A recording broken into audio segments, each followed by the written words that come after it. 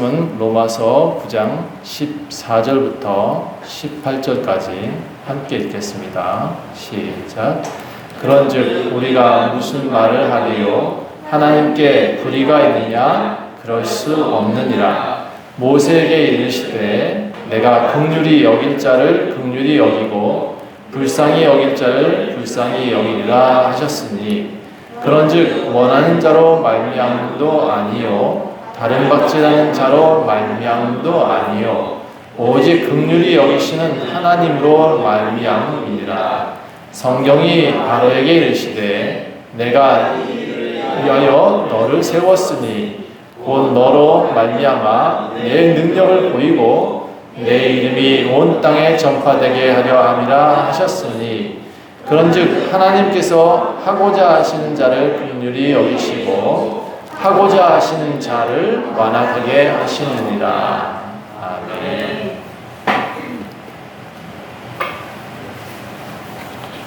오늘은 약속의 자녀라는 말씀을 함께 나누겠습니다. 여러분 혹시 구원받은 것을 확신하시나요? 아멘. 나는 지금 죽어도 구원받을 수 있다. 예, 그렇게 하는 사람은 지금 손들지 말아요. 지금 손들지 말고 집에 가서 좀 생각해봐요. 오늘 돌아가셔서 제가 질문 드렸어요. 나는 구원받을 수 있는 존재일까? 나는 지금 죽어도 구원받을 수 있을까? 집에 돌아가서 곰곰이 생각해 보세요. 왜냐하면 여러분 스스로 알 수 있어요. 하나님이 여러분한테 다 알려주셨거든요.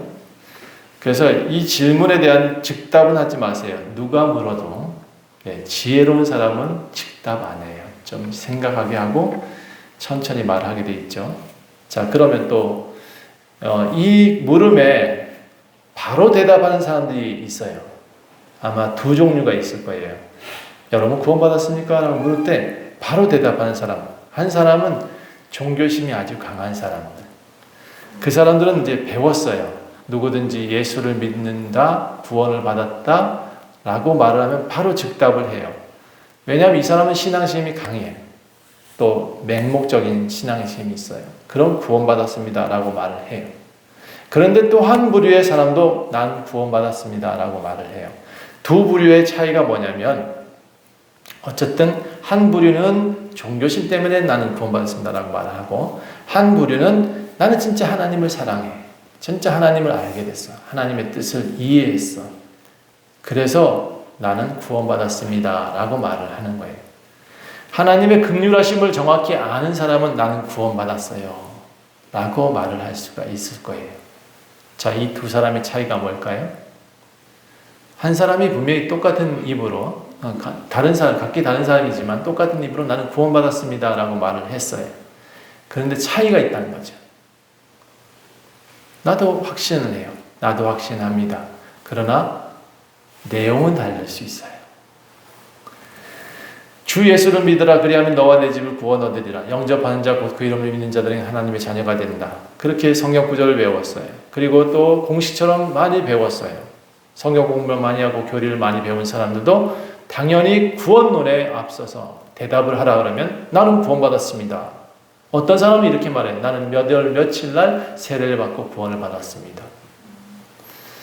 그런데 그 사람이 뒤에 가서 이상한 모습을 보일 때 나는 과연 그 사람이 구원받았을까?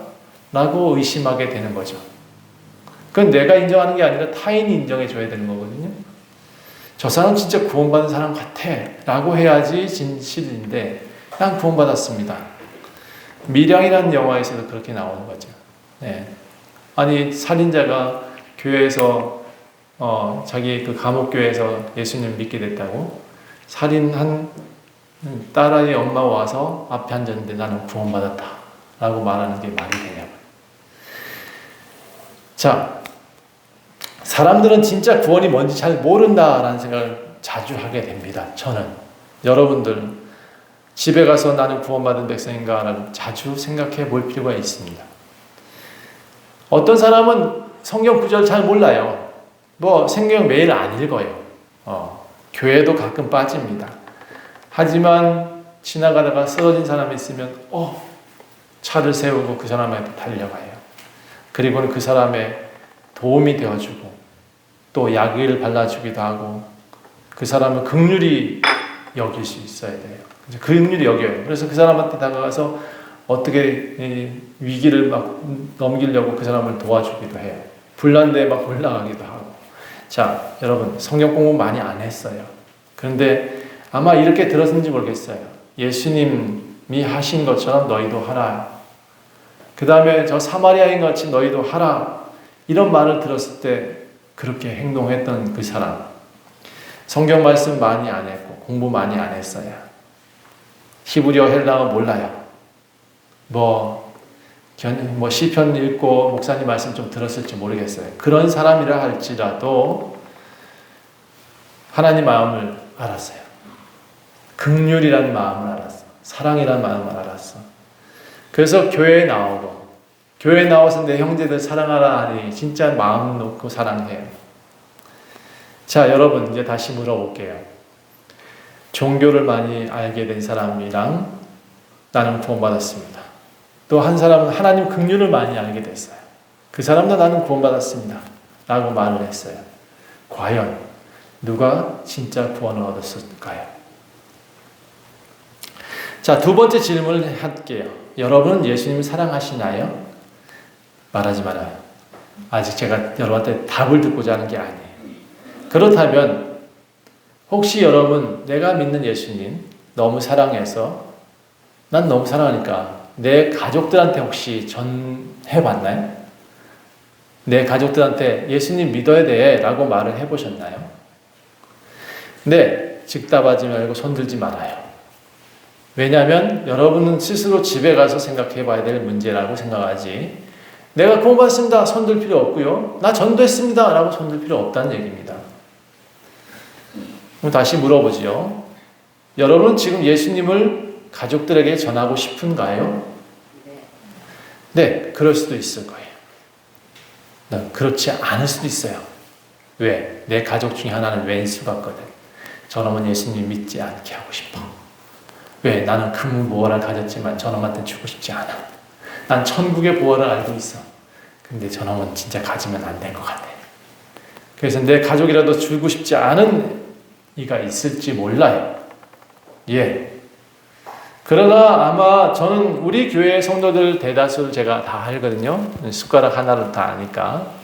그들의 성품을 다 알잖아요. 그러니까 여러분들은 제가 이해를 해요.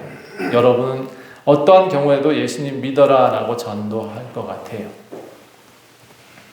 하지만 근데 내가 그렇게 전했어. 친구들한테, 형제들한테 전했더니 그 친구들이 다 예수님 믿겠다고 하던가요? 예, 그 말은 여러분 대답할 수 있죠. 그렇죠? 지금 당장이라도 대답할 수 있는 말은 이 대답밖에 없어요. 그들은 절대로 또는 어떤 이는 받아들였지만 어떤 이는 받아들이지 않더라고요. 그렇게 대답할 수 있겠죠. 긍정의 대답을 많이 해야 되는데 긍정에 모든 사람이 손들 수 있어야 되는데 우린 부정에 손들 수 있는 경우가 더 많아요. 예, 김일성은 천국 갈까요? 가면 안 되겠죠, 그렇죠? 푸틴은 천국 갈 수 있을까요? 예, 제가 끌어내릴 거예요. 가가지고 간다 그러면 제가 하나님한테 따질 수도 있어요. 여러분, 우리 마음 공통적으로 똑같은 마음이 있어요. 그렇죠? 악인은 천국 가지 않기를 원하는 마음, 그렇죠? 그럼 만약 그들 가운데 예수님을 받아들였어, 악인을 할지라도 혹시 우리가 전도해서 그들이 교회 생활 잘하고 변화된 삶을 살고 있어요. 그러면 우리는 어떤 마음이 들까요? 그 사람들 볼 때 뿌듯하겠죠, 그렇죠? 예, 제가 요즘 전도하고 있는 사람들이 있는데 항상 그런 말을 해요. 교회 나오겠다. 나오겠다고 말만 해. 그리고 또 오늘도 안 나왔네, 이제. 그런데 그 말을 들을 때 제가 무슨 생각이 드는지 아세요? 거짓말이라도 좋다. 이거 나온다니 얼마나 감사해. 네, 나한테 치킨만 사주고 안 나왔잖아, 오늘도. 치킨 얻어 먹었으면 됐어요? 아니에요. 저는 그 사람한테 치킨 받아 먹는 게 중요한 게 아니에요. 그 사람이 나오는 게 중요한 거죠. 그렇죠? 자, 그래서 내가 전도했더니 잘 성장하고 내 집에 잘 오고 나와 함께 신앙생활 잘하고 있다. 그러면 부모의 마음이 생겨요. 이 전도한 사람은. 그래서 내 배가 아파서 낳은 새끼가 잘 크고 있으면 우리는 어때요? 되게 이쁘고 사랑스럽고 그렇잖아요. 저런것만 보고 있으면 그냥 안 먹어도 배부르죠. 그렇죠? 나만 그런 것 같구나. 그럼 여러분 저는 여러분한테 솔직히 말씀드려 볼게요. 그렇게 복음을 전했어요. 그런데 복음을 전해서 교회도 나왔어요. 그렇다 할지라도 그 사람이 구원받았다라고 말하면 안 돼요. 그 사람의 구원을 여러분이 선물할 수 없어요. 여러분, 그 사람이 예수님 믿어라고 했다지만 그 사람이 진짜 예수님 믿었는지 안 믿었는지 여러분은 판단할 수가 없어요. 제가 제일 넘기 힘든 것이 산은 넘을 수 있어요. 하루, 이틀 걸으면 올라갔다 내려올 수 있어요. 좀 높다 할지라도. 그런데 사람 넘기는 진짜 힘들어요. 이 사람의 길이가 얼마나 되는지 알 수가 없네요, 도대체. 좋았다가 나쁜 것이 사람이고, 속이 얼마나 깊은지 10개 물속은 들어가서 알 수가 있어요. 근데 사람 속은 도무지 모르겠어요. 알다가도 모르겠어요. 저는 악인들은 구원받지 않았으면 좋겠다 생각해요.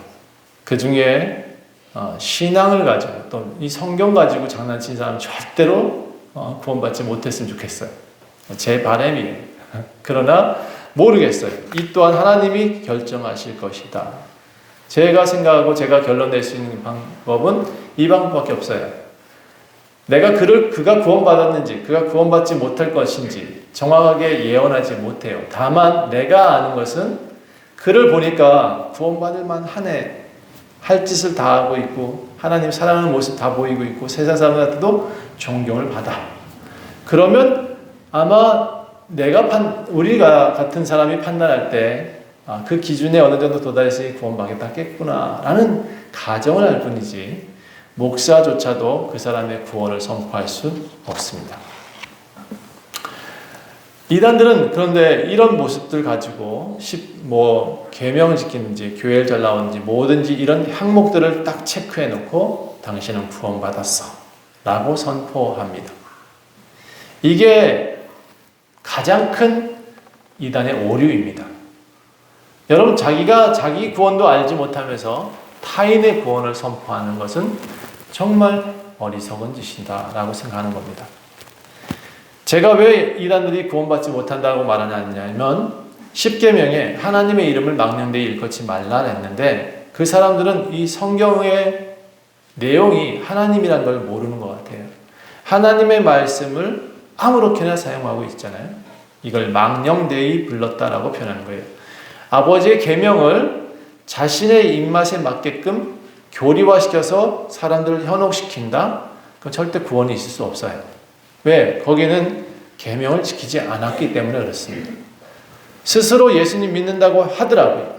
그리고 예수님을 전한다고 해요. 제가 지지난주에 여기서 한 3명의 신천지가 오셔서 함께 저하고 대화를 했었어요. 제가 분명히 얘기를 했어요. 당신들한테 구원이 없습니다. 이렇게 설명하면 안 되는데 그들한테 좀 놀래라고 좀 그렇게 말을 했어요. 제가 구원을 선포할 수도 없고 구원이 없다라고 말하기도 할 수도 없다고 분명히 말씀드렸어요. 그럼에도 제가 그들한테는 좀 경각심을 가지라고, 당신들한테는 구원이 없을 것 같다 하고 말을 했다는 거죠. 자, 이분들은 하나님의 씨가 아니에요. 그 씨라는 표현을 가지고 이단들은 많이 사람들도 현혹시키는데, 제가 또 분명히 말씀드리지만 하나님의 씨라고 하는 사람들은 하나님이 택한 사람들, 하나님이 정한 사람들이 구원을 받아요. 그가 하나님의 씨예요. 이 얘기를 좀 뒤에 좀 로마서 바울이 하는 내용들을 이후에 좀 더 다시 이 씨에 대한 얘기를 할 건데요. 여러분 혹시 뻐꾸기를 아시나요? 뻐꾹. 네. 이 뻐꾸기는 참 나쁜 습성이 있어요. 뭐냐면 뻐꾸기 어미새가 알을 낳을 때쯤 되면 높은 가지 위를 올라가요. 높은 가지 위로 올라가서 쭉 쳐다봐요. 그리고 알 낳을 둥지를 찾습니다. 뻐꾸기는 스스로 둥지를 만들지 않아요. 그리고 뻐꾸기는 오목눈이 새를 참 좋아하는데 이 새가 낳는 아들과 그 둥지가 아주 뻐꾸기가 살기 좋은 만한 그런 알둥지를 만들어요. 이 오목눈이 새를 찾아서 쳐다보다가 푸른 알과 이 오목눈이가 푸른 알과 흰 알을 낳는데 푸른색 알을 찾아서 알을 낳아요. 자신의 색이 뻐꾸기 알은 청색이에요. 근데 이 청색의 알, 이 오목눈이 알이 흰색도 낳고 청색도 낳는데 초록색 둥지를 찾아요. 초록색 알이 있는 둥지를. 거기다가 자신이 키우지 않지만 아주 최적의 조건인 그 오목눈이 알을 찾아요. 그 둥지를 찾아요. 그리고요, 이 오목눈이는요, 뻐꾸기 살짝 나갔다 들어오면 뻐꾸기 알이 하나 더 들어있어요. 근데 이 눈치가 없는 건지 오목눈이는 알이 하나 더 늘었다는 걸 세지를 못하나 봐요. 색깔만 구분한대요. 그래서 새끼네 라고 하고 품는데요. 아주 정성껏 품는데요. 그런데 이 재밌는 것은 뻐꾸기 알이 하루 이틀 더 먼저 나온대요. 예, 더 먼저 나와요. 성장 속도가 더 빨라. 그리고는 뻐꾸기 새끼는 먼저 깨어나서 둥지 안에 있는 것을 모두 다 밀어내요. 조금 성장하고 나면 자기 외의 것을 다 밀어내는데 다른 알 3개가 있었거든요. 그럼 그 중에 하나는 태어났을 거 아니에요. 그렇죠? 태어난 애도 밀어요. 그런데 언제 미느냐? 오목눈이 있을 때 그 오목눈이 몸을 의지해서 알을 밀어내요. 오목눈이는 쳐다보고 있어요. 그리고 새끼도 밀어내요. 뻐꾸기는 자기 어미를 의지하고 밀어내요. 오목눈이 새는 그걸 쳐다보면서 떨어진 새끼를 걱정하지 않아요. 웃기죠? 그리고는 한 마리 남아요. 뭐가 남았을까? 뻐꾸기. 얘는 입을 엄청 크게 벌려요. 그리고 오목눈이는 그 새끼를 열심히 먹여요. 그럼 이제 새끼 3마리, 자기 새끼 3마리 죽어버렸어. 그리고 자기가 보는 앞에서 다 죽었어. 그런데 한 마리는 열심히 키워요. 뻐꾸기. 결국 그 뻐꾸기가 지 새끼가 되느냐? 아니에요. 날아가 버리죠. 그렇죠? 오목눈이는 뻐꾸기가 자기 새끼들을 밀어낼 때 쳐다만 보고 있습니다. 자, 제가 청색 알에만 알을 뻐꾸기에 낳는다 그랬죠. 현대 교회들이 흰색 알을 낳았으면 이런 일이 없어요. 현대 교회들이 뻐꾸기가 낳을 수 있는 청색 알을 자꾸 낳아요. 그러다 보니까 하얀색이 아닌 청색이 있는 교회에다가 뻐꾸기들은 자꾸 들어와요. 그리고는 그 뻐꾸기의 알을 거기다 넣고 열심히 키워서 하루 이틀 먼저 성장 속도 빠르니까 그들이 그렇게 해서 오목눈이도 결국 내쫓아요. 저는 약한 오목눈이 같아요. 가끔 생각해보면 그런 생각이 들었어요. 그런데 제가 색깔이 좀 달라요. 저는 청색을 절대 낳지 않아요. 왜냐하면 이미 흰색이란 것은 뻐꾸기가 들어오지 못한다는 걸 알고 있어요. 흰색 알, 저는 그들과 완전히 좀 차별된 그런 내용들을 전하고 있는 것 같아요. 그리고 저는 오목눈이 같지 않을 거예요. 저는 제가 낳은 하얀 알을 반드시 지킬 겁니다. 왜냐? 그들의 속성을 저는 이미 알잖아요. 자, 오늘 로마서 9장은요, 바울이 자신의 속마음을 먼저 털어놔요. 뭐라 그랬냐면, 내가 그리스도 안에서 진짜 말을 할래. 거짓말하지 않겠다. 라고 말을 해요. 그런데 나는 진짜 근심도 많고 고통이 심하다. 왜 고통이 심하냐 그러면, 내 형제, 내 친척, 내 골육 친척들이 구원받지 못할 것 같아.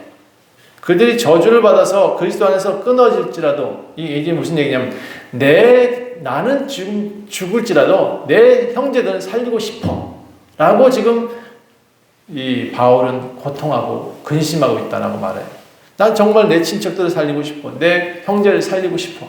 내 목숨이 끊어질지라도 그들을 살리고 싶어. 그런데 말이야, 그들은 살지 못할 것 같아. 왜?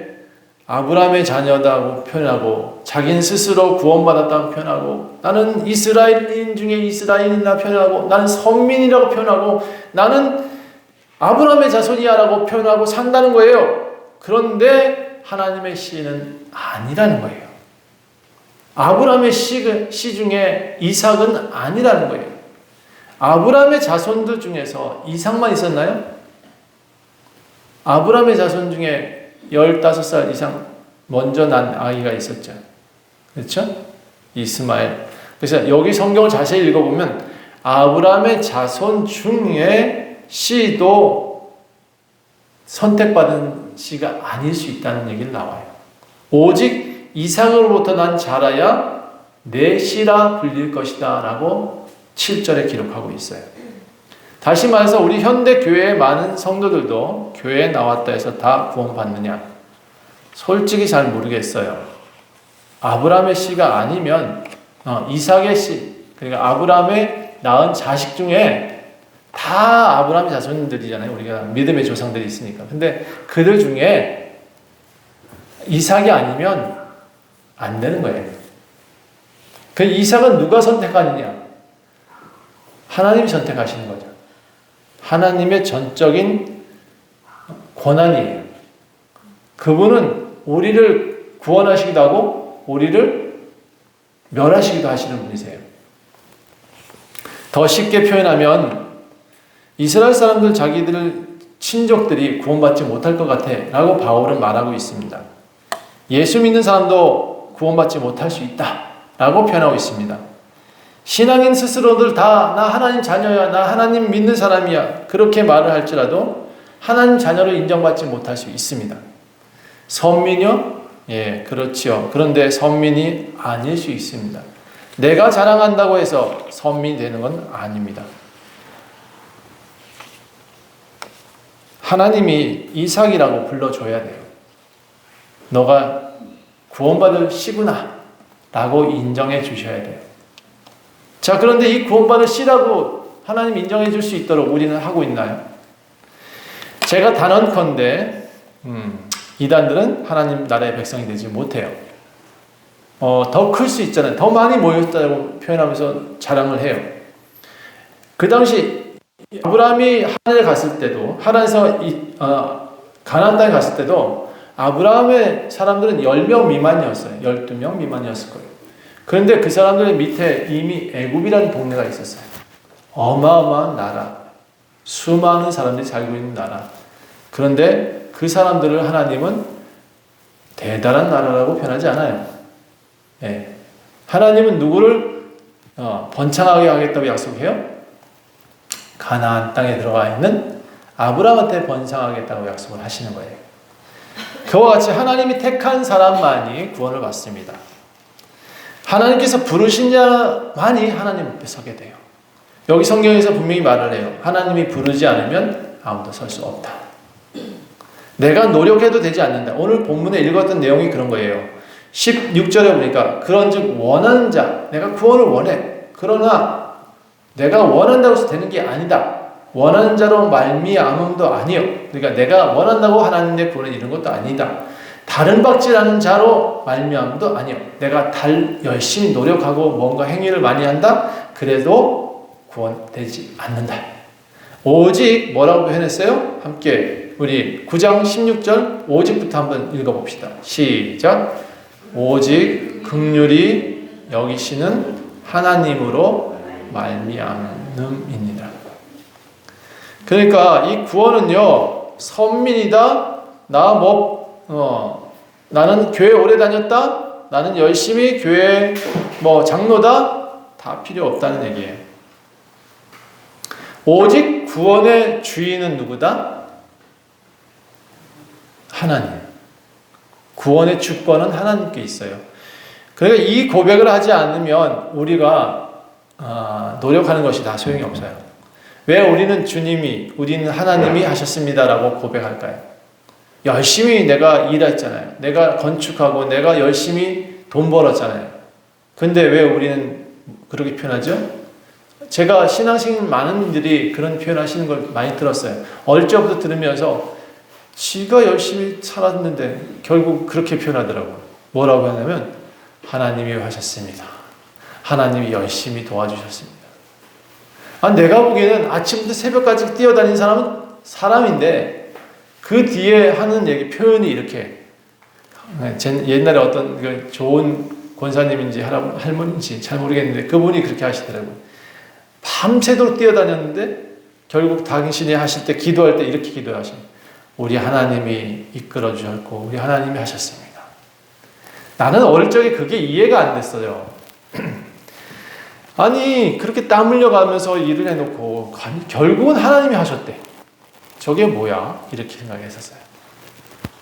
근데 나중에 생각하고 이만큼 나이가 들고 성경을 깊이 보고 난 다음에 결국 저도 뭐라 그런지 아세요? 열심히 땀 흘려놓고는 우리 하나님이 하셨습니다. 라고 고백하고 있습니다. 여러분 이게 신앙의 성숙이 아닐까 싶어요. 하나님의 긍휼을 아는 사람은 이렇게 고백할 수 있어요. 오직 부르시는 이가 하나님이다. 이 말을 기억하셔야 돼요. 하나님의 씨라고 불림받아야 돼요. 어떻게 불림받으냐? 결국 예수 믿는 것이 답이다 라고 표현하는 것인데 근데 9장에서는 그 예수 믿어서 된다라는 표현이 안 나와요. 결론이 언제 있느냐? 30절 이후부터 결론이지만 10장의 내용은 내가 믿으면 구원을 받는다라는 표현이 나와요. 누구를 믿으면? 그리스도를 믿으면 구원을 받을 수 있다라고 결론을 지어요. 하지만 9장의 내용만 보면 여기서 강조하고 있는 내용은 뭐냐면 여러분의 심보가 지금 누구한테 있느냐예요. 여러분의 심보는, 여러분의 중심은 지금 누구한테 있느냐고 묻는 거예요. 이 구원은 내가 노력해서 되는 게 아니라는 것을 먼저 인식할 필요가 있다라는 것이 9장의 내용이에요. 9장은 내가 믿는다. 그러니까 내가 구원받았다 라고 할 수 없게 만들었어요. 나는 바보라고 말을 하다. 차라리 바보라고 말하고 나는 하나님이 다 하셨습니다 라는 것을 먼저 말하게 만들어놨어요. 여러분 내가 믿으면 여러분 내가 믿으면 세상이 바뀌겠죠, 그렇죠? 바뀔 수 있어요. 그런데 그 세상을 바꾸는 것은 내가 믿었기 때문에 세상이 바뀌는 게 아니에요. 누가 바꾸고자 해서 바꾸었다? 하나님이 바꾸고자 해서 바꿨어요. 제가 인생 살면서 여러 가지 일을 겪었거든요. 그런데 내가 이 교회를 건축할 줄 몰랐었어요. 어릴 적엔 저는 이렇게 교회를 제가 스스로 교회를 만들어낼 줄 몰랐었어요. 그래서 지나고 나니까 뭐라고 생각하냐면 내 능력은 아닌데 하나님 하셨습니다 라고 말을 하게 되었어요. 결국 9장의 내용은 내가 믿는다 라고 해서 되는 것이 아니라 하나님이 구원자이십니다 라는 것을 고백하라고 하고 있어요. 차라리 나는 바보 같은 자입니다. 나는 부족합니다 라고 하는 것이 더 하나님의 긍휼을 아는 사람의 모습이라는 겁니다. 여기서 지금 여러분 긍휼이라는 내용과 내가 구원이라는 내용을 계속 강조하고 있습니다. 내가 구원받았다라고 말하는 것보다 하나님이 하셨습니다 하는 것이 어쩌면 여러분이 하나님의 씨로 남을 수 있는 방법일 수 있겠다라고 생각되어집니다. 다시 말해서 구원은 우리가 무엇을 해서 무엇을 얻는 필요 충분 조건이 아니에요. 무엇을 해가지고 분량이 차야 된다. 누가 많은 사람들이 분량이 차야지 이렇게 얘기를 하는데 그거 맞지 않는 얘기입니다. 어떤 분량이 차야 우리가 구원받을 수 있죠? 헌금 많이 해야 되나요? 10계명을 지켜야 되나요? 아니면 우리는 교회를 많이 나와야 되나요? 기도 많이 해야 되나요? 아니에요. 성경 많이 읽어야 되나요? 아니에요. 오늘 강조하고 있는 것은 따라합시다. 하나님의 긍휼.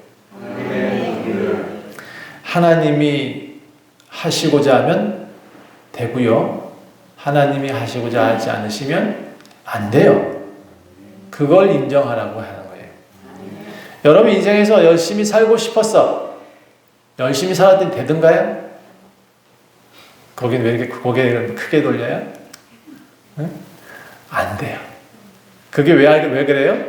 내 능력의 외 밖에 어떤 존재가 나를 이끌지 않으면 나는 그 한계를 벗어날 수 없어요. 우리는 키가 아무리 높아도 2m 안 돼요. 그 이상을 우리가 뛰어넘을 수도 없어요. 아무리 점프를 열심히 해봐 2m를 뛸 수 있나. 우리는 제자리에서 2m를 뛸 수가 없습니다. 다시 말해서 우리는 하나님의 긍휼을 분명히 알고 하나님이 하신다라는 것을 알아야 됩니다. 그 표현을 하기 위해서 오늘 성경에는 토기장이 비유를 하나 합니다. 19절부터 말을 하기를 혹 내가 말하기를 그러면 하나님이 어찌하여 허물하시느냐 누가 그의 뜻을 대적하리까 이 사람아 내가 누구이기에 감히 하나님께 반문하겠느냐 지음을 받은 물건이 지은 자에게 어찌 나를 이같이 만들었소 라고 말하겠느냐. 토기장이가 진흙 한 덩이로 하나는 귀 있을 그릇을 하나는 천 있을 그릇을 만들 권한이 없을까? 만일 하나님이 그의 진노를 보이시고 그의 능력을 알게 하고자 하기 위해서 멸하기로 준비된 진노의 그릇을 오래 참음으로 관용하셨고 또한 영광으로 예비하신 바 긍휼에 대해서 그 영광의 풍성함을 알게 하고자 하셨을지라도 우리는 무슨 말을 하겠느냐. 왈가왈부하지 말라는 얘기예요. 하나님이 하시는 일에 왈가왈부할 필요 없다. 오직 우리 하나님의 긍휼, 그 긍휼을 기다리다 라고 변하고 있습니다.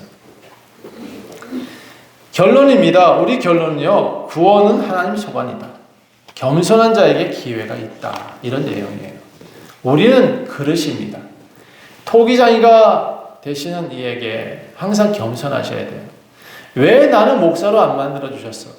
왜 나는 교수로 안 만들어 주셨어? 나는 왜 부자로 안 만들어 주셨어? 나는 왜 저 이재용을 안 태어나게 했냐고. 그렇게 말할 필요 없다는 얘기.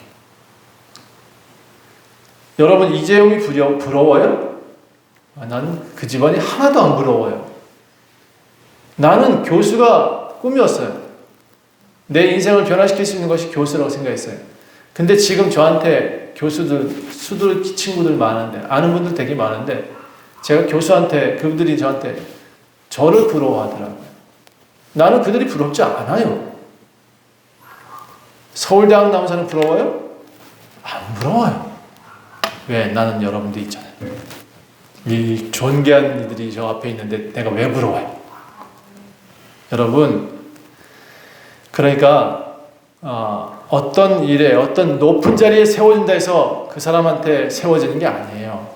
하나님 앞에 겸손해야 될 게 필요해요. 엄한 자한테 현혹되지도 말아요. 누가 그렇게 높은 자가 어디 있어? 나보다 높은 자 없어요. 나보다 키가 작다고 그 사람 업신여길 필요도 없어요. 이 사람아 내가 누구에게 감히 하나님께 반문하겠느냐. 지음을 받은 물건이 지은 자에게 어찌 나를 이같이 만들었다고 할 것이냐.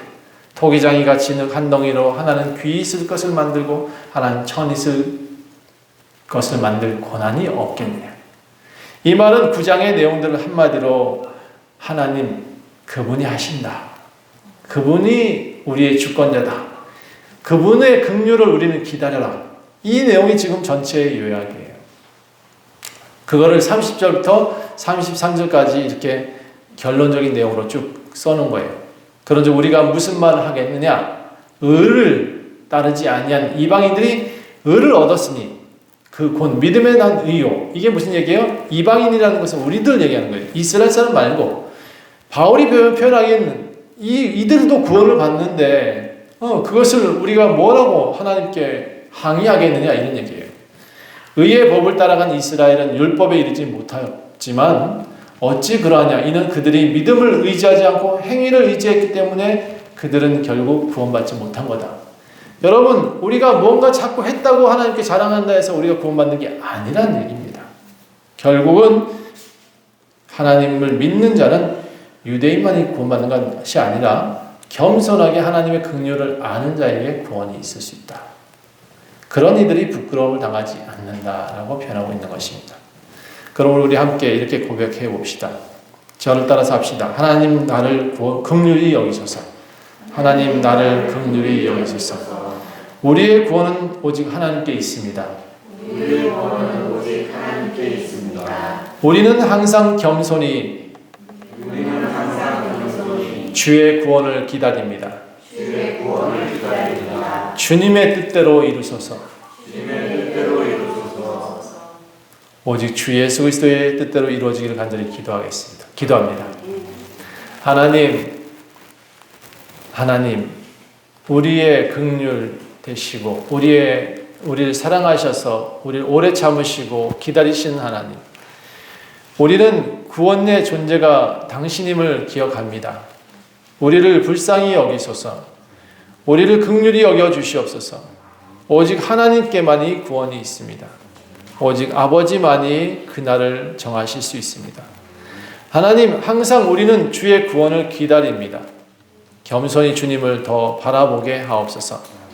당신의 그 사랑을 더 기억하게 하옵소서. 우리를 항상 지키시는 그 눈동자를 저희도 쳐다볼 수 있게 하옵소서. 주님의 뜻대로 이루어 주시옵소서. 하나님, 부자로 사는 것도 아니요 가난하게 살기도 원하지를 않겠습니다. 다만 아버지 뜻대로 살 수 있기를 원합니다. 우리가 아버지가 하셨습니다 라고 고백하며 살 수 있게 도와주시옵소서. 모든 것이 주의 뜻이었습니다. 우리의 주님의 뜻대로 살아가기를 원하오니 우리를 더욱 불쌍히 여겨 주시옵소서. 감사드리며 예수 그리스도 이름으로 간절히 기도합니다.